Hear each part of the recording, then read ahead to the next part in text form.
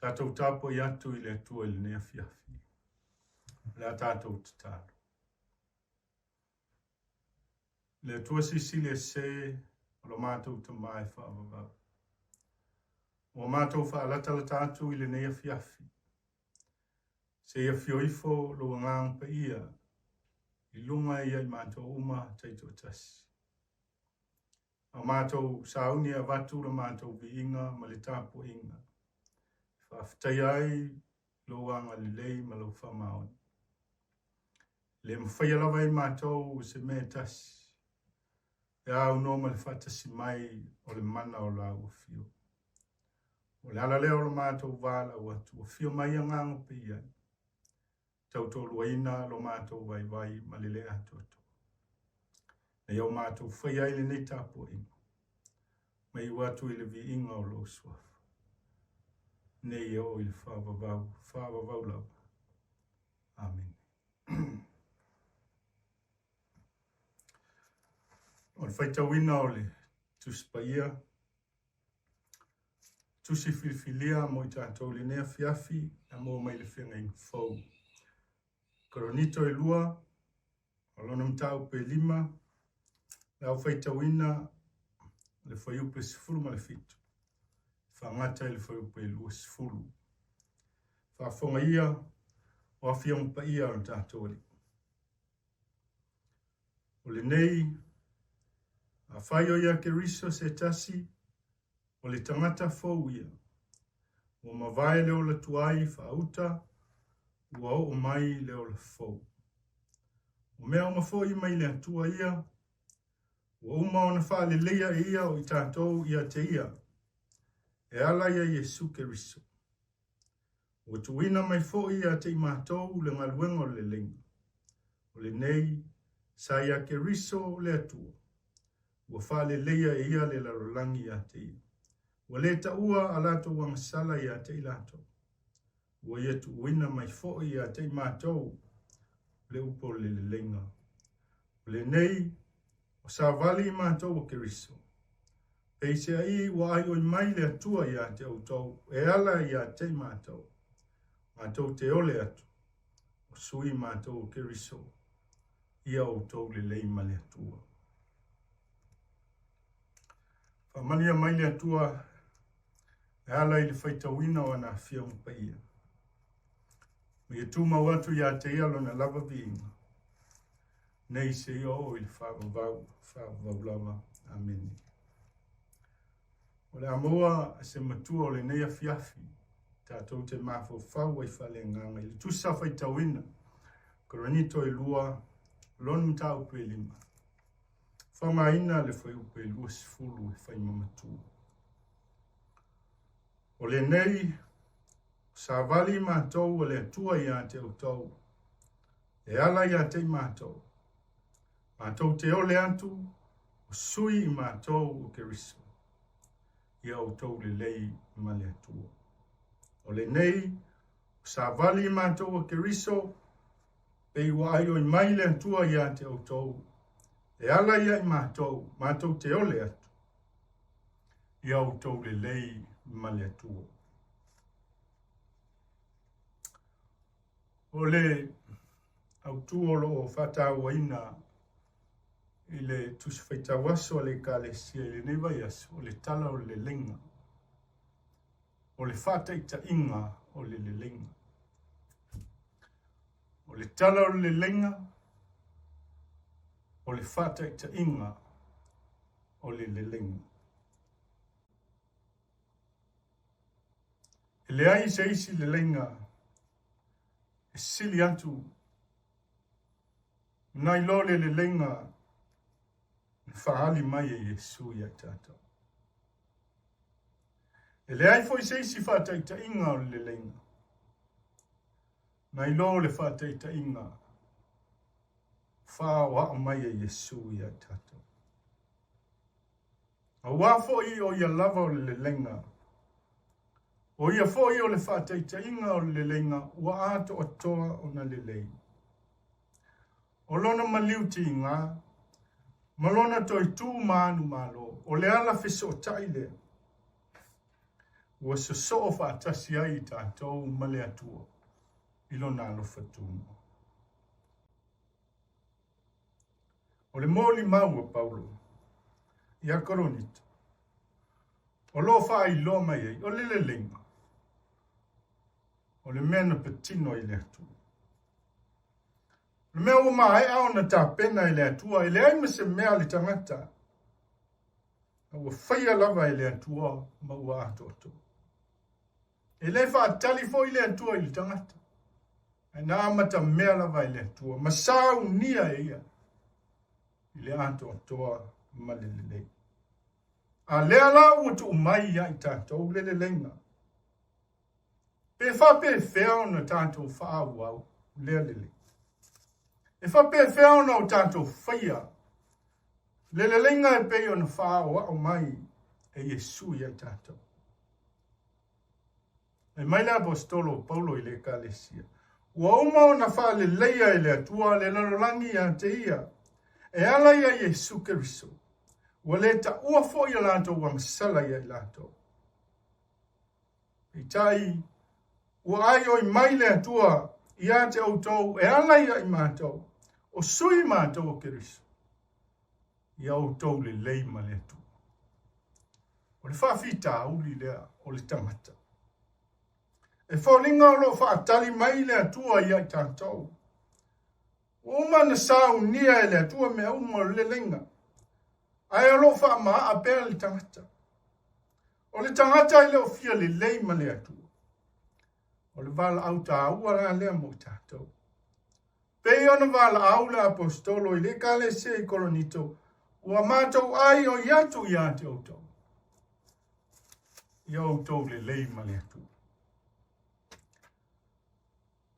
O lo vala au mai le atua. I le tangata e fo iatu ia te ia ma le salamo. O le fina ngalo fo i leo le atua mo i tātou.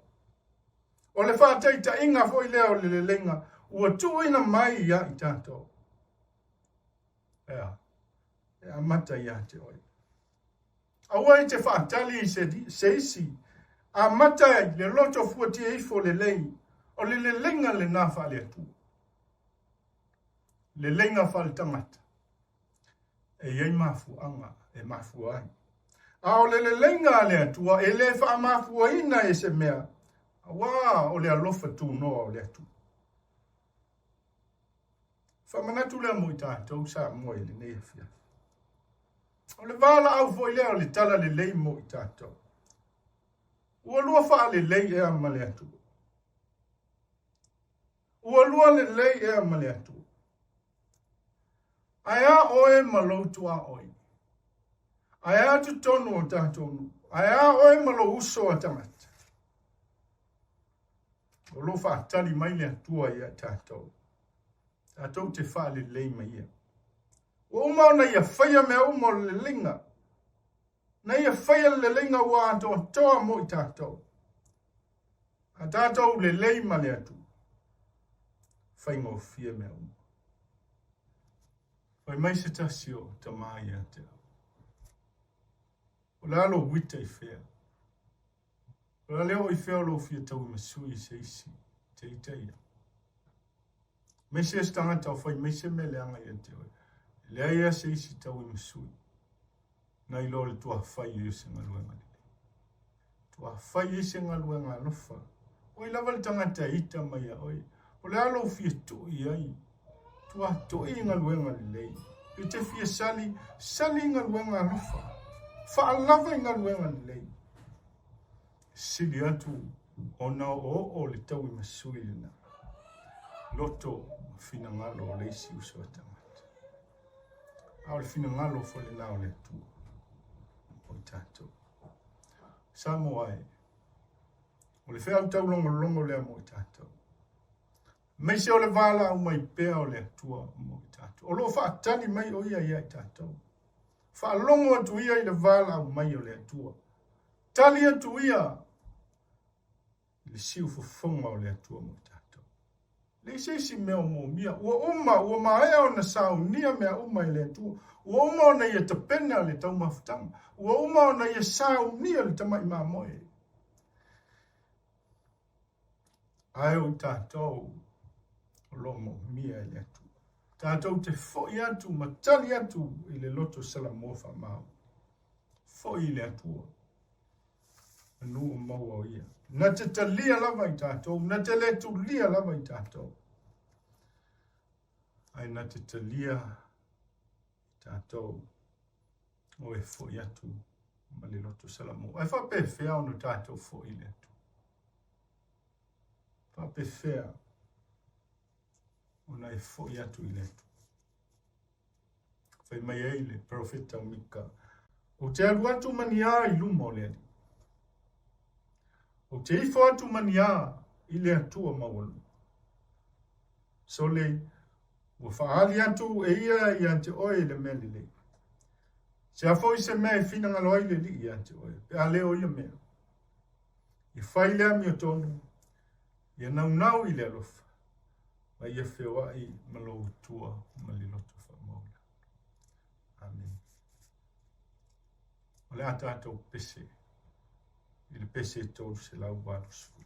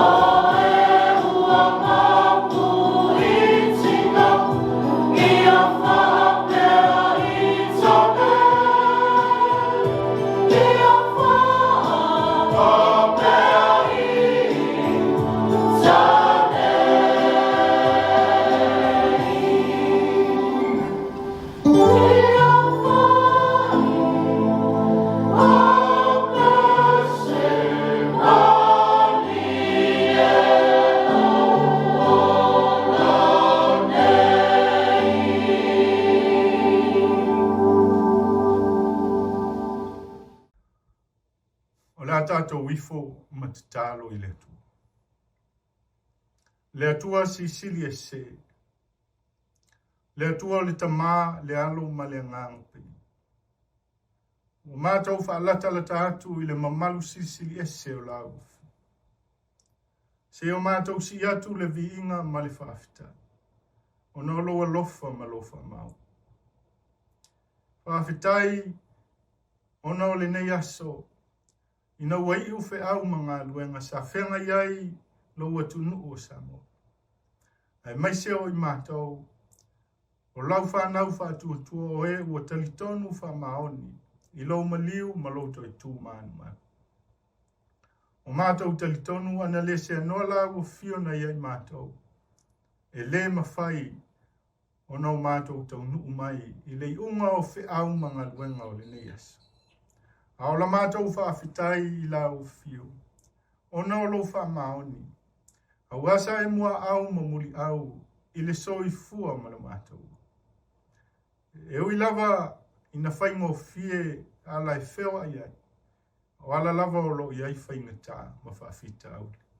Pei tai o lau o fio e toi tai mai mātou. Leo o mātou mau ai le nei Afiafi. I le file mu ma le manuia o lau. Whaafitai le ola ma le malosi. Whaafitai o no le poto ma le ata mai. Ai mai se taleni ma se anga waa.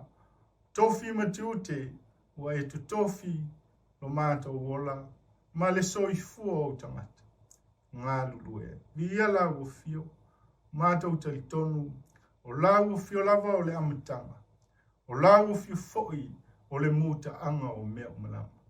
Whaafitai le tele o whamanianga. Ai mai se o loa lofa le whaatua o ia mo I mātou. Tele o manuia sautua lasi. Ua e whamanuia ai mātou. Ua mātou ai ua ma ono whenu ua maali le. Le li e o se asa mātou upu ia me. O lau fio lava e le o so mātou malos. E le o so mātou iloa. Au lau fio lava o lo lofa muti vale mo mātou. Whaafitai lau tala le lei. E mai se o le whaalinga o lo lofa I le lalolangi. Ala mai au a fiong pa ia o lo mātou whaita wina. Lo a wao ai mātou I lo fina ngalo pa ia. Nei o mātou sāwa vali I lo fina ngalo. Mātou te tau atu ai I le manuia. Le li e whaafitai le ngaluanga mana lo a nganga pa ia. E mai se o le taulanga tongi ola na sao nia e lo walo Yesu ke riso. E ala ilo na maliu. Malona toi tū manu manu. Whapea o na manu malo ai. Whatasi mai mātou. E ala ile whatutua whamaoni. Le li e o mātou talo I la ufi. E ngona lava o I mātou o se whanau ang sala. A o mātou atu I o ruma ma le loto maula. Se ie whamangalo le I whonga lo atunu. O tele lava o mātou se ma whale tonu. O tele fo ia mātou a mio wa le tusai ma le mamalu sisili ese o la ufi. E pe ona e whai ai mātou. Le ala leo lo mātou wala au awale tama. Se ie sila lofa mai o mātou loto. Ma ia e whamamaina o mātou se. Ia e solo ia sea mātou soli ngātou la fo. E ia toi a vatu I mātou I le maftanga ma la ufiu. E ala li toto Yesu ke riso na whamalingin. Na ia whamangalo I na i o mātou angsa. Ala mātou te tālo I le nei Afiafi. Se e li lingi mai au whamanianga I lunga o si o mātou atunu o Samoa. E mai se o le mātou soi fua vala wina ma le soi fua ofo I nātu I la ufi. Leli e na o la ufi o lava tonu maato o toa ai mea mātou te whai. O mātou te tālo. I e whamanuia I si o mātou atunu. E mai se o na taitai. Taitai whale mālo, taitai whale kālesia. E mai se foi o le pule a li I mawhaipu. Se ia o lava I o tangata lau tele. Mātou te tālo le li e. Whamanuia I so se vaipa noa o le neila rolangi. Mea o lo I aile, taua ma le whewaiwa ingu. Ai mai se I lātou o fia ai. Nisi o fia maua lau fisua soani. Le li e na o lau o fia lava mātou te to manga iai. O lau o fia lava mātou te suru whai iai. I whainga tā o leo langa nei. Mātou te tālo, whamanuia la ua whio, ia I lātou o whia maua la o soani. I lātou o whengai mamai o le tino, I whapea na whamalo loe la ua whio. Mai tinga uma o whengai mai lātou. I whapea na sulu whai atu I la ua whio. La ua whio lava o lo mātou whamoe moenga. Neli ia o mātou te tālo whamaise la ua whio. Inisi o whengai ma whanoa noanga. O na o lau wāla au pa ia ala le malanga le maliu ma le oti. Ia tafi e sea e la au fio, le au pa ongi sa. A ia sulu atu le mala malama o ke riso, I o lātou loto, ma wha moe moe. Ina ia maua ia I lātou, le malosi whatupu malosi. E wha au wawa I pea whi au mga luenga. Ua wāla au wina ia I lātou. Leli e ua mātou te talo, ma futa mai la ua fio I le nei Afiafi. Mātou te talo I la ua fio, no mātou whasauni atu, molo a sā tae. Mātou te talo I sauni a whale nganga I mātou, o malawa taito tasi. Le ia mātou whale I lo malu malu, mātou te tāpuai. Mātou te whafoi atu le vi inga I la ua fio. Leli e o mātou te talo I. O mātou wofo I nātu.